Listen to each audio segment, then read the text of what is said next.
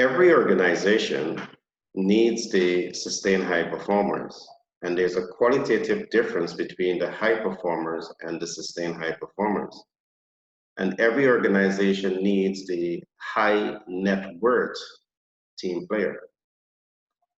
But to get the high network team players, you need to have the right corporate culture, the right team dynamics to foster this reality. Today, we will look at some of those realities and more as we continue our discussions on the series that we call the 4-step series that we have called Team Leadership and Team Dynamics for Business. In introducing this program to you, I clearly stated that it's going to be a 4-part series. And in part 1, we looked at why smart leaders are great managers. In part 2, we looked at why smart managers are more than great leaders, but they are proactive leaders. Now, today in step 3, part 3, we will look at the importance of team dynamics.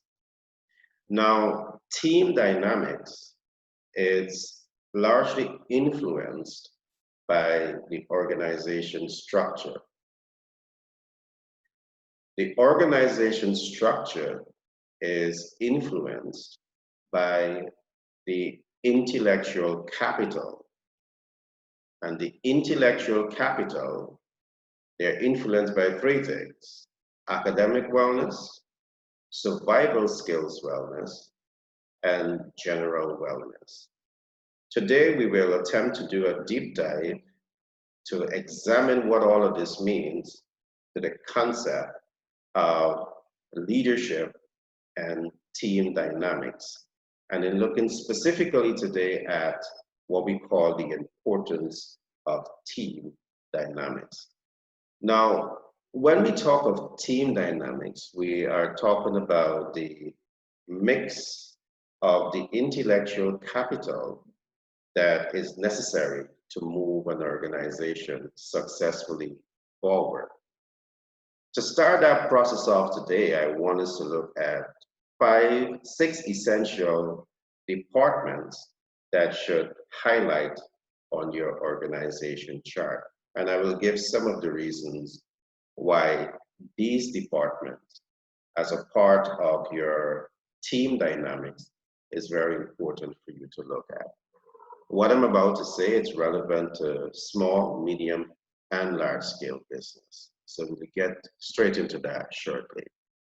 However, in the event that you're joining me for the first time, my name is Gary Thompson. I'm a business development consultant by profession. I'm a humanitarian by nature, and I'm the multiple best-selling author for several books, including Billionaire Codes and Manager's Toolkit. These 2 books are already on the best-selling list, and I want to encourage you to get copies of these books, for yourself and your management team. Now let's get the ball rolling today by looking at the importance of team dynamics for business. As we begin to examine the 6 important departments that should highlight on your organization chart. Now, you're starting a business or you're already in business, and one of the first things that should hit home is that you're in business to provide a service or to provide a product. And in business term, we call it adding value and fixing problems. And if you're not prepared to add value and fix problems, you have no business being in business. To do an excellent job at adding value and fixing problems, there are some pre-qualifications that you should understand. And the first pre-qualification to be able to add value and fix problems consistently and effectively, it means that you should have market intelligence. And hence the first department that we're going to call marketing and research.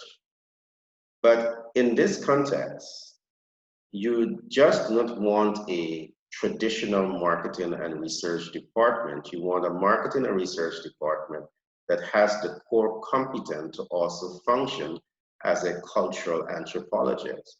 Why a cultural anthropologist? Because your business, your brand, your ideas, your products or service, it should be built to appeal to the cultural dynamics of the specific target market.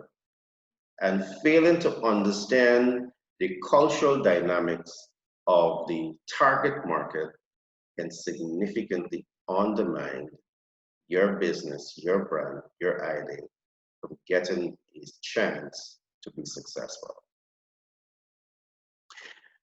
So the market intelligence coming from the market research, coming from understanding the cultural types, the behavioral types, the economic norms of the specific target market is where you need to be as an entrepreneur.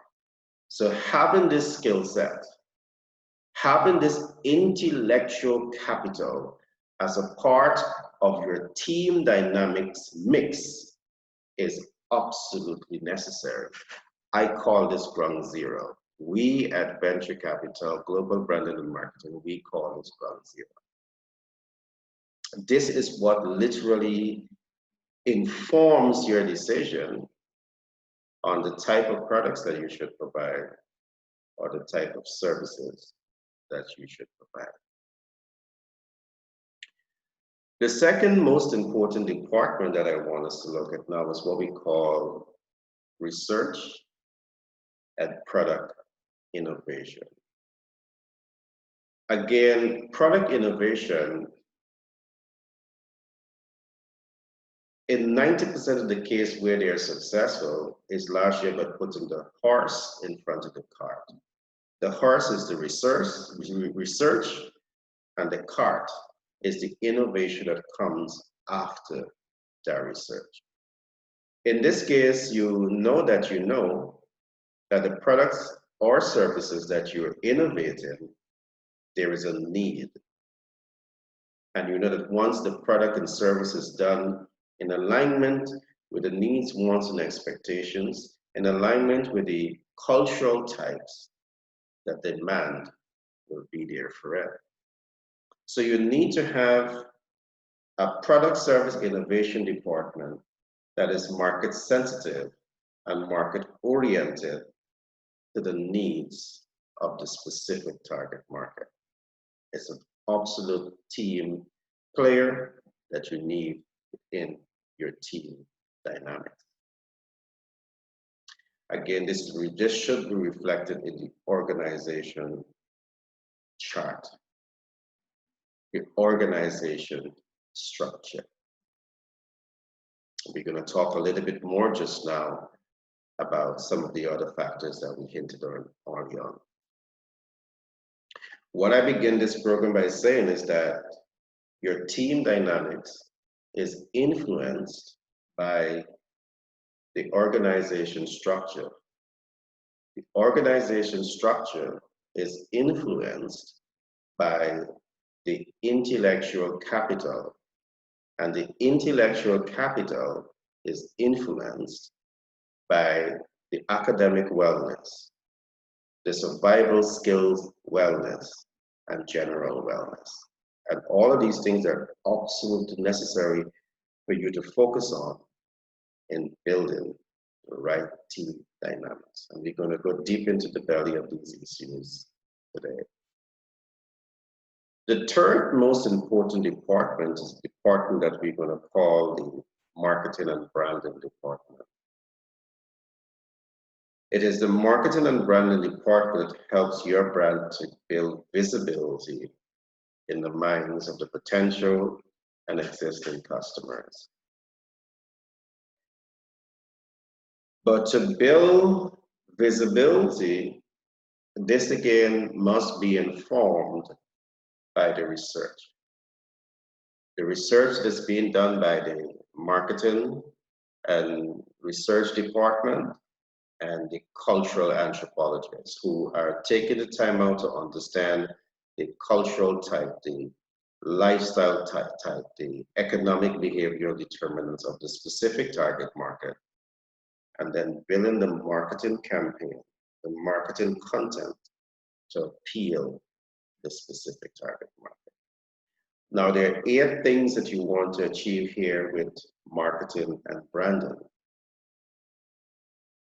And the team player that is a part of your team dynamics must understand this if you want to scale your business, your brand, your idea with local, regional, and international relevance.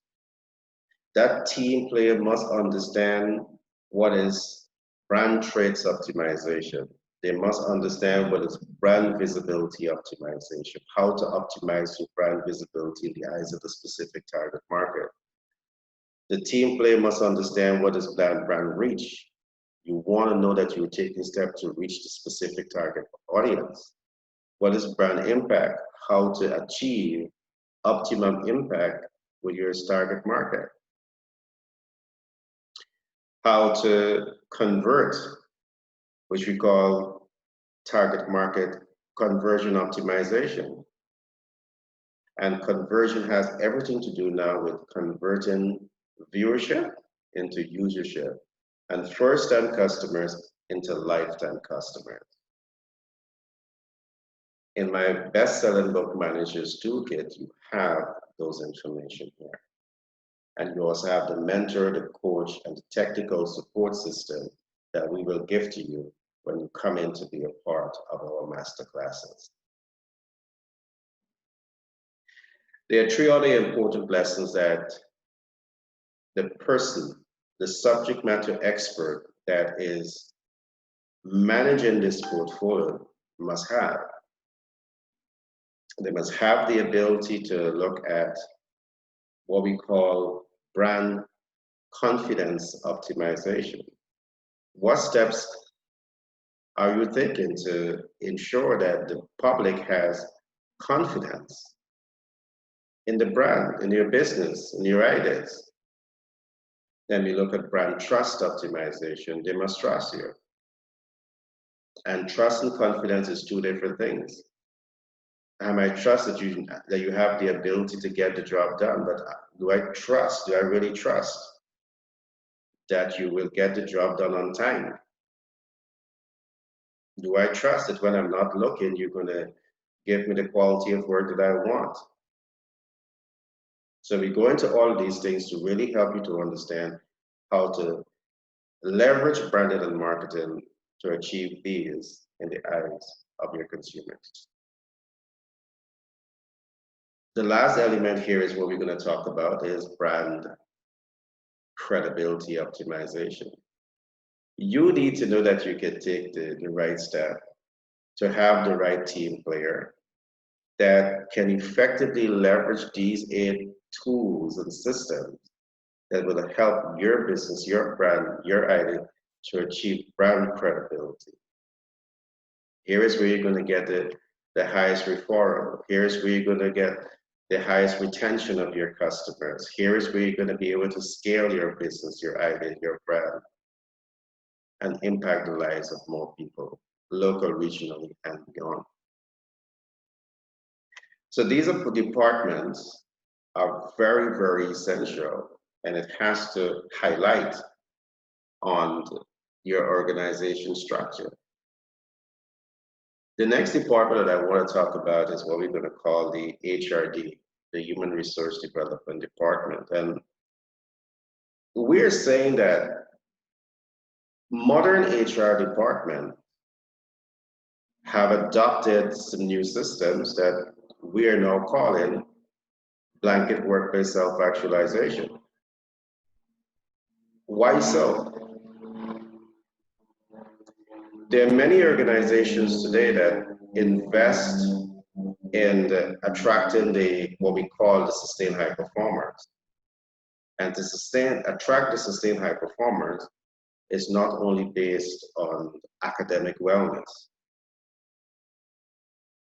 To sustain the high performers, to get to the point where you have the sustained high performers, is also about looking at what we call the survival skills wellness, and the general wellness of that high net worth team player. Within the HR department also, you want to ensure that we're speaking about a new corporate culture that also builds systems to retain and sustain the interests of the high net worth team players that is going to be a part of your team dynamics. These are some very new systems that we're introducing to businesses and HR departments across the world. Very new systems. And as we dig deep into the belly of these issues, the three essential concepts that I've talked about the intellectual capital are important issues to look at. I will try to look at them very briefly just now. But the role of the HR department, the HRD, the Human Resource Development Department, is absolutely necessary. As you look at the human capital that comes into the organization through your selection, recruitment, selection, placement, and training process, you need to have a training program that speaks to intellectual capital gaps. And you need to have a unique training program that can really help the human resource to self-actualize. And I want to say it. Academic wellness traditionally is preparing the man to work. Academic wellness traditionally is not preparing the man to self-actualize. And we go deep into those discussions. Your HR department, a modern HR department, must look at these issues, because here again is where you're going to get the sustained high performers, not a high performer that peaks today and then dips tomorrow. There are reasons why that is happening. All right, you will have the high net worth team player, but you also have a high net worth team player because of the cultures that you have created, that you don't have to worry much about absenteeism.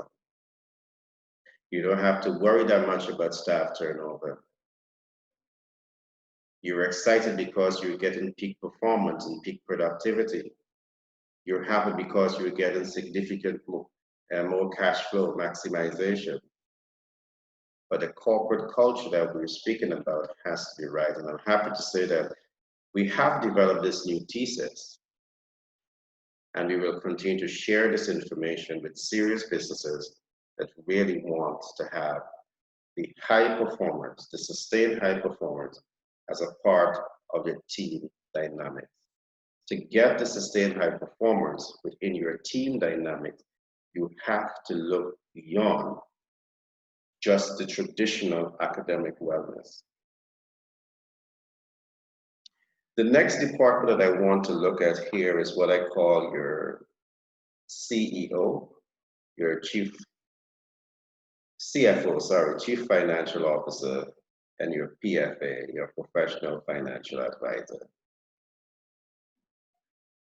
Why these two departments are necessary? Perhaps they can be coined and become one.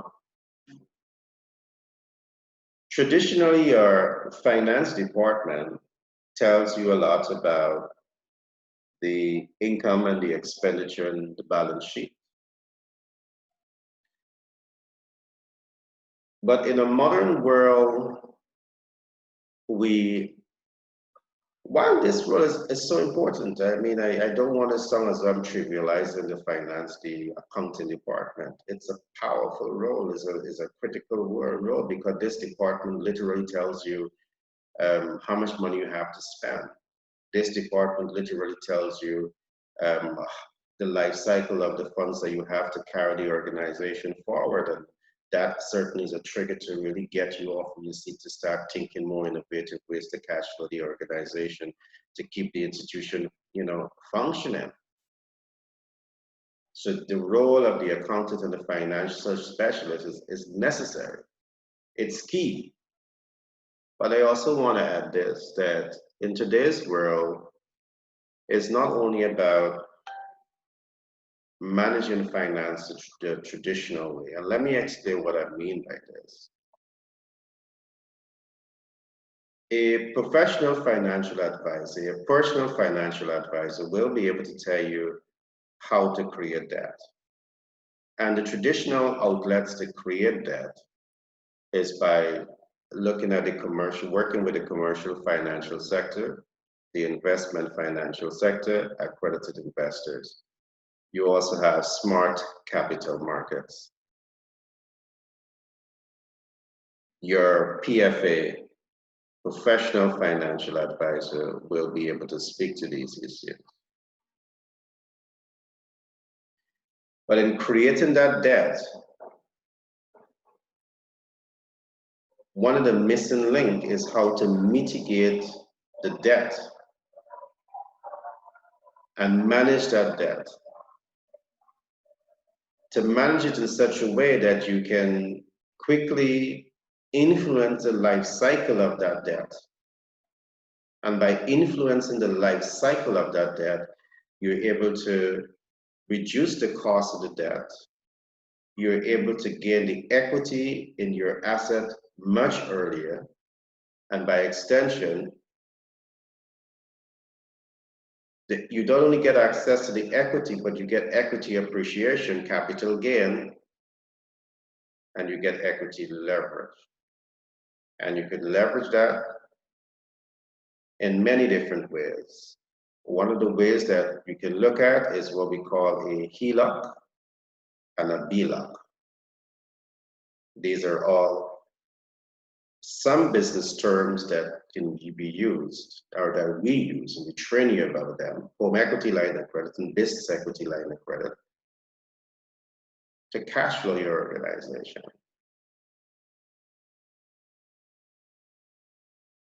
So it's important to combine these two skill sets to really arm your financial department, your finance department, with some critical knowledge that can save the company hundreds of thousands and millions of dollars, and show the company new innovative approaches that can be used to significantly cash flow the organization. So you need your CFO and your PFAs working together hand in hand as a critical part of your team dynamics to build a better business, to better cash flow your business, to scale your business with local, regional, and international relevance. So at Venture Capital Fund, Venture Capital Inc., Global Branding and Marketing, we have designed these systems and these theses to work with small, medium, and large-scale businesses and bring in these new systems that would add greater value to your operations. But allow me to go here, and I want to get a little bit scientific, not so much, but a little bit, as we begin to talk about some of the issues that I raised early on. I said that every organization, you want to have the sustained high performers in the organization.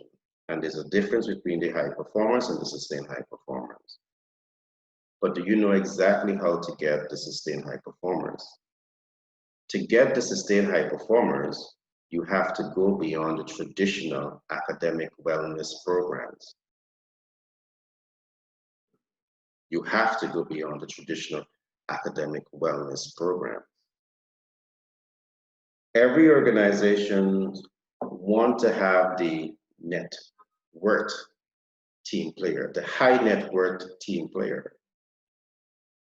The high net worth team players are the people that will stand out as the game changers, dream makers, and trendsetters. They will stand out as the global thinkers, social actors, and transformational leaders. And you need these players in your organization, particularly when you're building a business, an idea, a brand to have global relevance. But do you know exactly how to make this happen? And when you make this happen, do you know how to create the culture, build the environment that can truly sustain the interest of your high net worth team players?